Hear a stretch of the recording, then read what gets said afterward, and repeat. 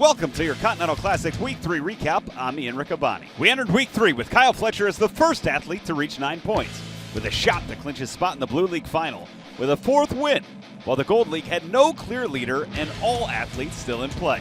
Dynamite brought our first tournament action in the form of the highly anticipated bout between one-third of the AEW Trios champs and former ROH World Champion Claudio Castagnoli and former AEW International Champion Will Ospreay. It was a cat-and-mouse affair, with Castagnoli maintaining a physical dominance on Ospreay when he could catch him, including a devastating swing into the steps. But catching Ospreay became the issue, as the fleet-footed Ospreay outlasted Castagnoli to tear victory out of the hands of the Swissman, earning 3 points and finding himself tied with Castagnoli on top of the Gold League. A win in the second match on Dynamite would see the victor join Ospreay and Castagnoli at the top of the rankings, and it was Big Bad Brody King against Ricochet. Early on, it felt like a match of survival as Brody King unleashed a monster German suplex, but it was Ricochet who dug down deep with a DDT on an exposed turnbuckle, turning the tide, pushing Ricochet to the top of the Gold League standings, with Castagnoli and Ospreay heading into Collision. And on Collision, the competitors of the Blue League were playing catch-up to the Don Callis family's Kyle Fletcher, who could clinch a spot in the Blue League final with a win, and with second place anybody's to grab. A brutal bout between reigning Continental Champion Kazuchika Okada and the Beast Mortos looked well in hand for the Rainmaker, until the Beast Mortos leveled the playing field with a wild tornado to the outside.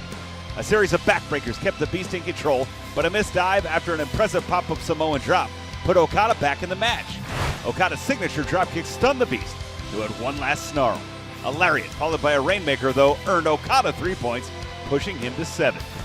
And in our main event of Collision, it became a game of beat the clock between Blue League leader Kyle Fletcher and former ROH World Champion Mark Briscoe. Coming off a career-defining win against Okada just 1 week ago, Fletcher took the early advantage, including a particularly debilitating suplex across the steel barricade and a dive over it from the Protostar. But Fletcher took too much time, and Briscoe drove the life out of Fletcher with a suplex on the outside. From there, it was a race against time for these two finely conditioned athletes, racing against the time limit, with Fletcher showing ring awareness beyond his years, but Briscoe showing unparalleled tenacity. In the end, Fletcher absorbed a froggy bow but could not kick out of the Jay Driller. It was Briscoe who got the 1-2-3, earned 3 points, giving him a shot at not just second place, but now potentially first place in the blue bracket, with a little luck.